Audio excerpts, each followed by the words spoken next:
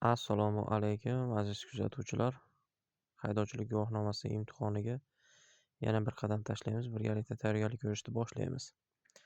Kuzatib boring, obuna bo'lishni unutmang. Xo'p, birinchi savolimiz. Hamma o'zi ko'rganlar o'zi belgilaydi. Men ham o'zim belgilab boraman. Iloji bo'lsa, ruchka varaq olib yozib oling. Bo'lmasam shu yo'l harakati qoidalari prilojeniyasini ko'chirib oling. Qani bo'lmasam boshladik test savollarini yechishdi. Avtomobillar chorrahani quyidagi tartibda kesib o'tadi. Xo'p, hamma o'zi belgilasin.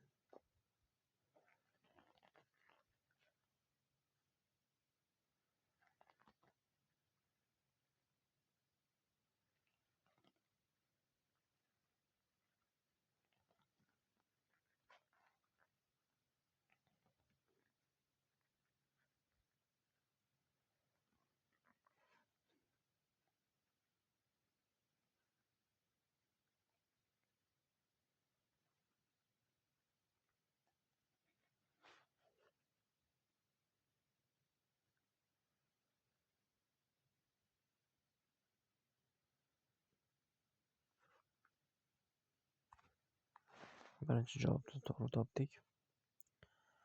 Xo'p, qanday hollarda quvib o'tish taqiqlanadi? Savolga e'tibor beramiz. Quvib o'tish. Mashinadan, ya'ni avgonga chiqish taqiqlanadi deyapti. Javoblarni o'qib belgilashda davom etamiz.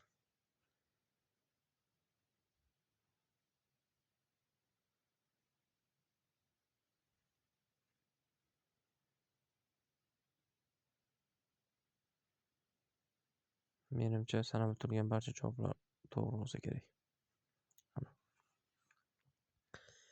Xo'p, uchinchi savolga o'tdik. Qanday hollarda transport vositasidan foydalanish ruxsat etiladi? Xo'p, javoblarni o'qiymiz, e'tibor bilan o'qiymiz.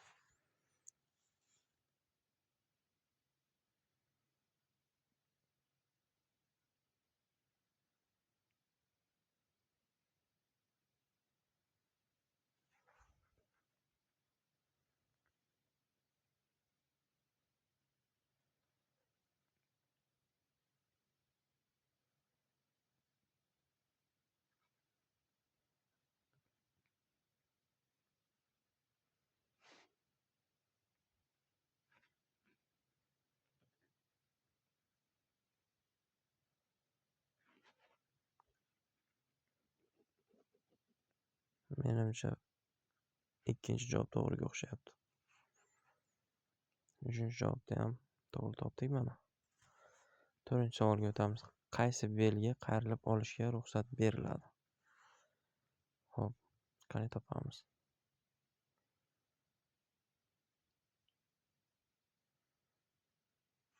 Xo'p, menimcha ikkinchi javob to'g'riga o'xshayapti. To'g'ri topdik. 5-savolga o'tamiz. Yengil avtomobil haydovchilarining qaysi biri aholi punktlarida harakatlanish qoidalarini buzmoqda? Xo'p, yengil avtomobillarga A va B avtomobiliga e'tibor beramiz. Xo'p, haydovchilarning qaysi biri aholi punktlarida harakatlanish qoidalarini buzmoqda?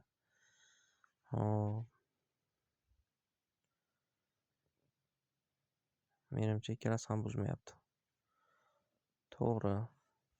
Xo'p, mazkur yo'l qoidasi 50.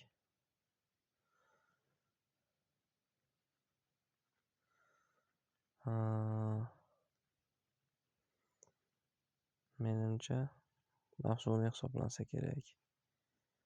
Vaqtinchalik belgi. Vaqtinchalik belgi. Bitta xato bo'ldi. Keyingi safar esingizda qolishga harakat qilsin. Vaqtinchalik belgi hisoblanar ekan. Xo'p, 7-savolga o'tamiz. Agar haydovchi transport vositasining eshigini ochishga va undan chiqishga qaror qilsa, unga nima taqiqlanadi? Javoblarni o'qib belgilang.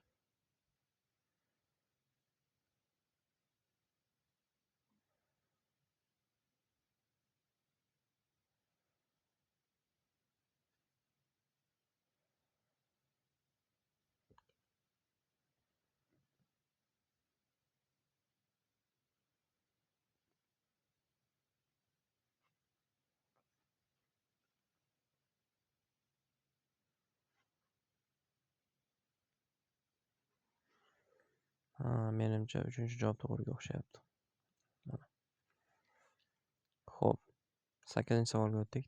Tartibga soluvchining hushtak ishorasi xizmat qiladi. Nimaga xizmat qiladi? Javobini o'qiymiz.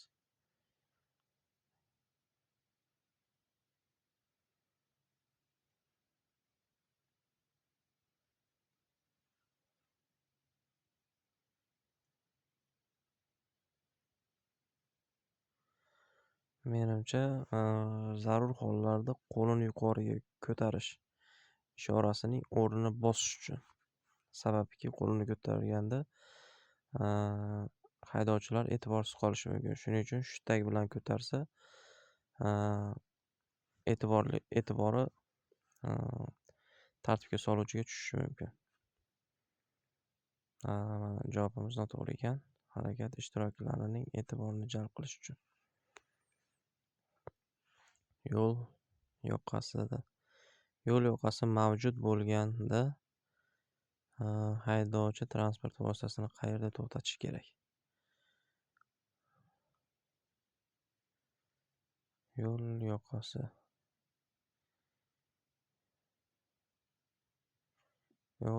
ustida.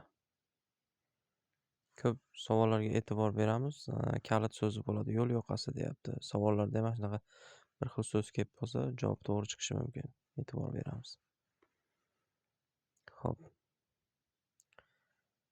10-savolga o'tdik. Mexanik transport vositalarini shatakka olishda egiluvchan ulaggichga kamida nechta ogohlantiruvchi qurilma o'rnatiladi? Mexanik transport vositalarini shatakka olishda. Xo'p, kamida 3 ta. Kamida 2 ta javob to'g'ri ekan. Xo'p, bizda hozir mana shashildik. Xo'p, 3 ta xatoni уже tayyorlab qo'ydik. 7-chi, 8-chi, 6-chi, 8-chi, 10-chi savollarimizda xato chiqdi bizda. Xatolarga yo'l qo'ymaslikni tavsiya qilaman, chunki vaqtimiz ko'p. E'tiborli bo'lib belgilashni tavsiya qilaman. Mexanik transport vositalari va uning turkamalarining egalari texnik holatidan qat'iy nazar xarid olgan paytdan boshlab qancha muddat mobaynida Davlat yo'l xavfsizlik xizmatidan ro'yxatdan o'tkazish kerak? 2 kun, 10 kun, 5 kun, 15 kun, 30 kun.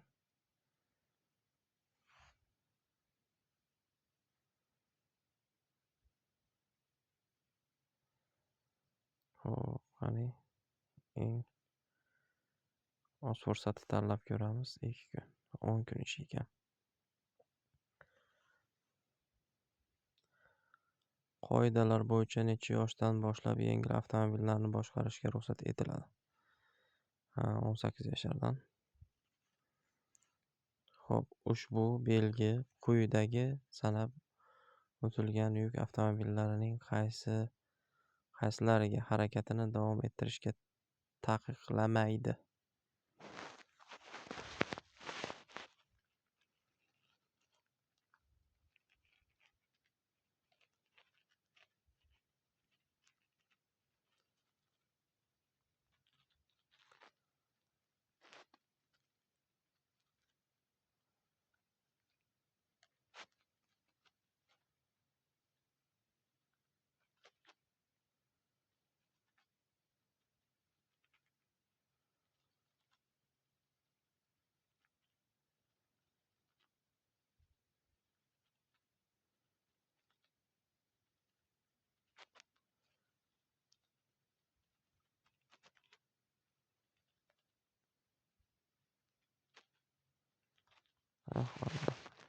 Yana xato qildik. Qanday holatlarda tashilayotgan yuk ishora taxtachalari yoki bayroqchalari bilan kunning qorong'u vaqtida yetarli ko'rinmaydigan sharoitlarda esa yorug'lik qaytargich yoki chiroqlar bilan belgilanadi? vositalari. Xo'p, javob. Yuk transport vositalari o'lchamidan oldin yoki orqada 1 metr ko'p chiqib qolganda. Yuk transport vositasining o'lchami orqadan 18 metr chiqib qolganda.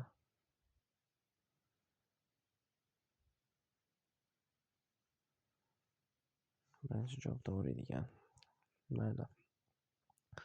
Keyingi savolga o'tamiz. Ko'krak qafasining ko'p qismi jarohatlanganda uni qayerdan boshlab bint bilan bog'lash kerak? O'rtasidan, ko'krak qafasining quyi qismidan. Qo'ltiq ostidan menimcha. Quyi qismidan ekan. Xo'p. Piyodalar yo'lkasi bu. Izoh beramiz. Qatnov qismiga tutashgan yoki undan maysazor, ariq, muzsiz to'siqlar bilan ajratilgan va piyodalarning harakatlanishi uchun mo'ljallangan yo'l qismi. Xo'p.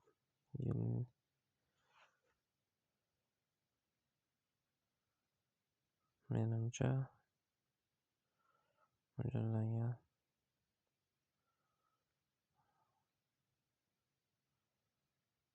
ikki yo'l belgilari.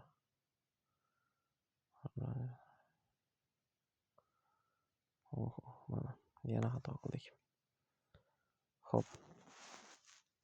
Asosiy yo'lni ko'ramiz. Asosiy yo'l.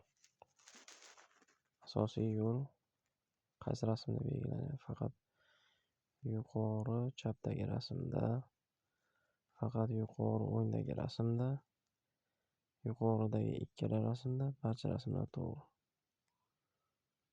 Menimcha barcha rasmlar to'g'ri. Yuqoridagi ikkala rasmda edi ekan. Xo'p. Ruxsat etiladi. Ushbu joyda to'xtab turishga ruxsat etiladimi? Ushbu joyda to'xtab turishga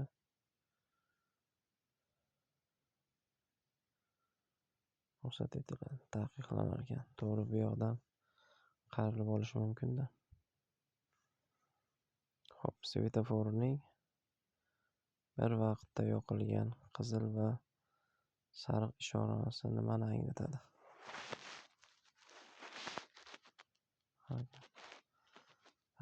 Tezda yashil ishora yo'qolishi haqida ogohlantiradi. Chorrahada maxsus ovoz yoki mutillovchi chorah ishora beriladigan transport vositasini kuzatgani. Xo'p, menimcha ikkinchi javob to'g'ri. Nihoyat topdik. 20-savol, oxirgi savolimiz. Yashil avtomobil chorrahalarida nechinchi bo'lib o'tadi? Xo'p, yashil avtomobil chorrahalarida nechinchi bo'lib o'tadi? Menimcha ikkinchi. Javob to'g'ri. Endi yakunlaymiz. Nechta savolga nechta javob to'g'ri topdik? Aybga buyurmaysizlar, reklamasi chiqib qoldi. Ilovani reklamasi bor. Xo'p. 10 ta savolga, 20 ta savoldan 10 tasiga to'g'ri topibmiz. Va albatta boshlanishiga yaxshi natija. Ilovadan foydalanib, har kuni mashq qiladigan bo'lsak, albatta 20 tadan yaxshi natija ko'rsatishga harakat qilamiz. Boshlanishiga menimcha yaxshi. 20 tadan 20 taga chiqamiz, xudo xolisa sizlar bilan. Obuna bo'lishni unutmang. Keyingi darslarda ko'rishguncha deyman. Xayr.